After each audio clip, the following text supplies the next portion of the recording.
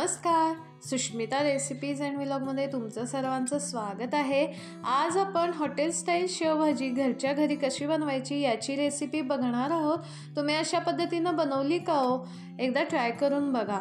तर इथे मी एका कढईमध्ये 2 चमचे तेल घातलेलं आहे, त्यानंतर अर्धी वाटी जिरे घातलेले आहेत, अर्धी वाटी धणे घेतलेले आहेत, अख्खे धणे जे आहेत ते घेतले आणि 2 लाल मिरच्या घेतलेल्या आहेत, त्यानंतर अर्धी वाटी खोबरं घेतलेलं आहे, सुकं खोबरं जे आहे ते खिसून घेतलेलं आहे ते अर्धी वाटी घेतलं आणि हे सर्व बारीक गॅसवर चांगलं भाजून घ्यायचं आहे। खोबरं लाल होईपर्यंत हे चांगलं भाजून घ्यायचं आहे आणि हलवत राहायचं आहे, नाहीतर करपेल। अर्धी वाटी त्यामध्ये फुटाण्याची डाळ घातलेली आहे। फुटाण्याच्या डाळीमुळं ग्रेव्ही जी आहे ती घट्ट होते। तुम्ही कोणत्याही ग्रेव्हीमध्ये फुटाण्याची डाळ घातली तर ग्रेव्ही ही घट्ट होते। तर आपण इथे 2 मीडियम साईजचे कांदे पातळ उभे चिरून घेतलेले आहेत आणि ते सुद्धा चांगले भाजून घ्यायचे आहेत। ह्या मसाल्यामध्ये चांगलं भाजून घ्यायचं आहे। गॅस बारीकच ठेवायचा आहे। गॅस मोठा ठेवला तर खोबरं धणे जिरे करपू शकतात। तर त्यामध्ये आपण अर्धा चमचा लवंग पूड, अर्धा चमचा दालचिनी पूड आणि अर्धा चमचा मिरपूड घालायची आहे। तुमच्याकडे अख्खे मसाले असते तर तुम्ही अख्खे घाला, पूड नाही घातली तरी चालेल, पण माझ्याकडे अख्खे संपले होते, पूड होती म्हणून मग मी पूड घातली। तर आता हे चांगलं भाजून घ्यायचं आहे। त्यानंतर आपण त्याच्यामध्ये आलं लसूण घालायचं आहे, एक 5-6 लसूणच्या पाकळ्या आणि 1 इंच आलं एवढं घालायचं आहे आणि सर्व भाजून झाल्यानंतर सगळ्यात शेवटी टोमॅटो घालायचा आहे। टोमॅटो सुद्धा चांगला परतून घ्यायचा आहे। बारीक गॅसवरच सर्व मसाले हे परतून घ्यायचे आहेत। ही ग्रेव्हीची तयारी आहे, अगदी सोपी रेसिपी आहे। आता आपण हे चांगलं परतून झाल्यानंतर एका डिशमध्ये गार होण्यासाठी ठेवून द्यायचं आहे।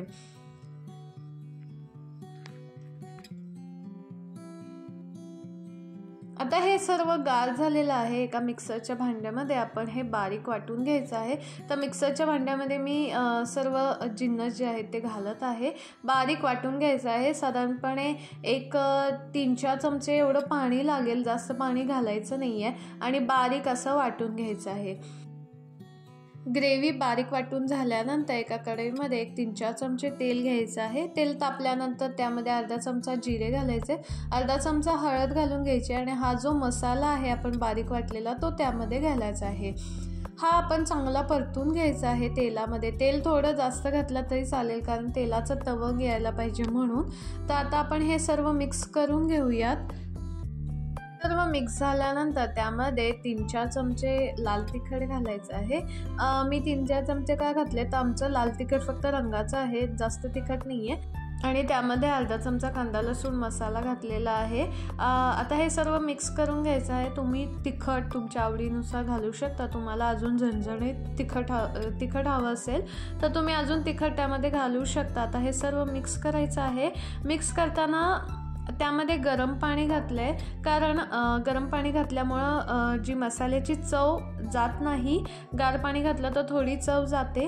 आता कारण गरम पाणी आपण घातलं आहे म्हणजे हा मसाला जो आहे हा कढईला चिटकू नये म्हणून आपण गरम पाणी घातलेलं आहे आणि आता हे झाकून ठेवायचं आहे। साधारणपणे 3-4 मिनटं झाकून ठेवायचं आहे। 3-4 मिनटं झालेली आहेत। हे बघा साईडनं असं तेलाचा तवंग आलेला आहे, म्हणजे तेल सुटत आहे या मसाल्याला। आता हे सर्व मिक्स झाल्यानंतर ह्यामध्ये आता मी जे मसाल्याचं पाणी होतं, मिक्सरच्या भांड्याला जे मसाल्याचं पाणी लागलेलं त्यामध्ये सुद्धा गरम पाणी घालून ते पाणी घातलेलं आहे आणि या ग्रेव्हीमध्ये गरम पाणी घालायचं आहे। गरम पाणी घातल्यामुळं चव तीच राहते, बदलत नाही। तर आता पण हे चांगलं उकळून घ्यायचं आहे। आपल्याला आवश्यकतेनुसार पाणी घालायचं आहे। ही ग्रेव्ही उकळल्यानंतर थोडीफार घट्ट होते, कारण ह्याच्यामध्ये फुटाण्याची डाळ आहे त्याच्यामुळे। तर आता हे सर्व मिक्स करून घ्यायचं आहे। गॅस मोठाच ठेवलेला आहे। आता उकळी आल्यानंतर त्यामध्ये चवीनुसार मीठ घालायचं आहे। मी 1 चमचा मीठ घातलं आहे आणि थोडीशी कोथिंबीर घातलेली आहे आणि आता हे सर्व मिक्स करून घ्यायचं आहे। परत एक 3-4 मिनटं उकळी येईपर्यंत हे ठेवून द्यायचं आहे। मस्त अशी उकळी आलेली आहे। आता आपण गॅस बंद करून ठेवायचा आहे। आता हे सर्व करताना आपण एका बाउलमध्ये हा कट घेतलेला आहे आणि त्यामध्ये जी शेव आहे ती शेव घेतलेली आहे, जाड शेव आहे। दुकानात तुम्ही सांगितलीत शेवभाजीची शेव द्या तर ते देतात। मी इथं तिखट शेव आणली आहे, बिना तिखटची पण मिळते, तर इथे जाड शेवच आणायची आहे आणि ती आपण त्यामध्ये घालायचं आहे। उकळताना घालायचं नाही, नाहीतर शेव मऊ होते। थोडीशी क्रिस्पी हवी असते आपल्याला भाजी खाताना आणि वर्ण कोथिंबीर घालायची आहे। मस्त अशी शेवभाजी तयार आहे। त्यासोबत मी रोटी बनवलेली आहे, गव्हाची रोटी आणि जिरा राईस। रेसिपी आवडली असेल तर लाईक शेअर सबस्क्राईब करा। सबस्क्राईब केल्यावर शेजारी बेल आयकॉनवर क्लिक करा, म्हणजेच तुम्हाला माझ्या चॅनलवर नवीन अपलोड झालेल्या व्हिडिओचं नोटिफिकेशन येईल। तर चला भेटूया लवकरच नवीन रेसिपीसोबत। धन्यवाद।